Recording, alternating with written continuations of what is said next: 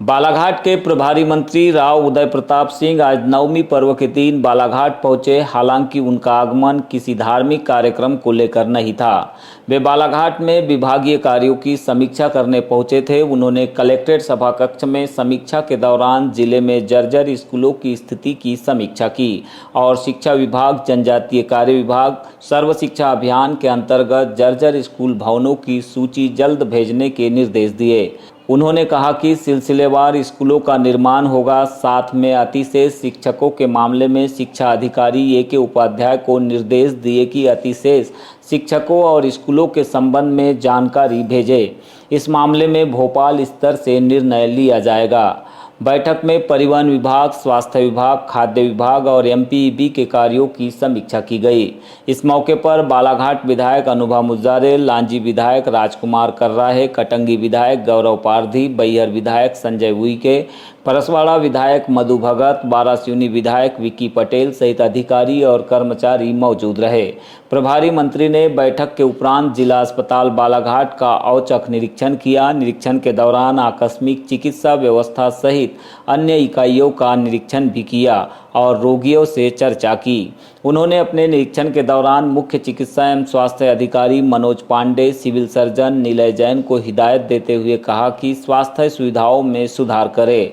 यह पहली बार और आखिरी बार कहा जा रहा है। रेफर प्रकरणों के संबंध में कहा कि डॉक्टर्स को निर्देशित करे और शासन की योजनाओं का लाभ गरीब तबकों को दिलाए। उसके लिए ट्रेनिंग करेंगे स्व सहायता समूह की। नेक्स्ट कुछ शिक्षा विभाग के द्वारा भी ऐसे कार्यक्रम करेंगे, जैसे पेंटिंग है, रंगोली है, इसके कुछ फोटोज हैं। नेक्स्ट बालाघाट के आयुर्वेद चिकित्सक रमेश सेवलानी ने आज दक्षिण बैहर के सोनगुड्डा पंचायत के गांव बैगा टोला में पहुंचकर निःशुल्क स्वास्थ्य शिविर के माध्यम से ग्रामीणों का इलाज किया।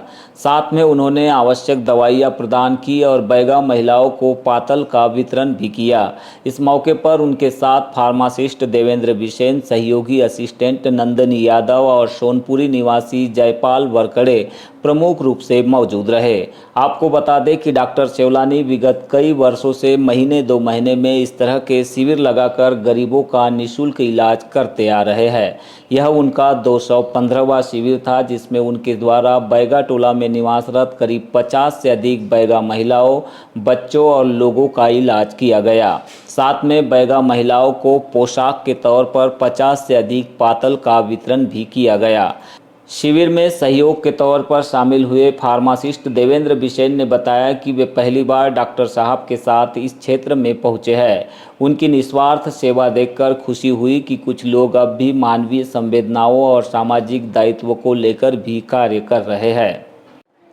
काफ़ी आदिवासी लोग हैं जो बीमार भी रहते हैं और उनको भरपूर पोषण भी नहीं मिलता है, तो यहाँ पे आके डॉक्टर साहब ने पूरा चेकअप भी किया और बच्चों को बिस्किट भी बांटा और साथ में सभी महिलाओं को साड़ी भी दिया। यहाँ क्या पर महसूस किया आपने इस शिविर में आकर? शिविर का जो उद्देश्य है परमार्थ परम धर्म कहते हैं, उसके हिसाब से डॉक्टर साहब का मुझे बहुत हमेशा वो एक जन सेवा के रूप में कार्य करते हैं। एक जन चिकित्सक है जो केवल पैसे कमाना उनका उद्देश्य नहीं है कि लोगों की सेवा किस प्रकार की जाती है, ये मेन उनका उद्देश्य है।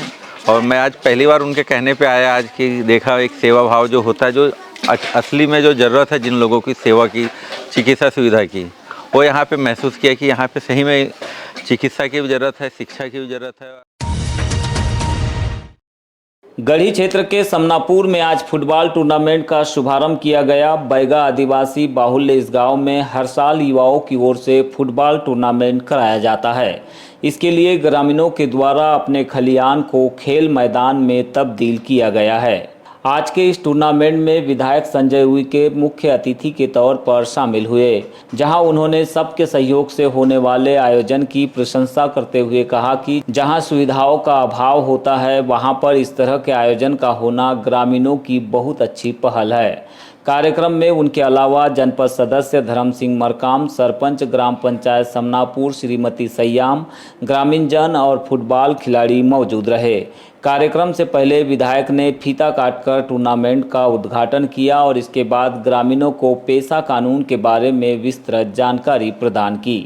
सबको अवगत कराना चाहता हूं कि जो वन अधिकार कानून है, इस वन अधिकार कानून के तहत हमको ये जिस जंगल में हम वास करते हैं, निवास करते हैं, उस जंगल का पूरा अधिकार हमारे इस वन अधिकार कानून में हम सबको दिया गया है। 2005-6 से ये कानून लागू हुए, लेकिन हम केवल व्यक्तिगत पट्टा खेती के लिए और अपना मकान बनाने के लिए हमने वन अधिकार में लिया हुआ है।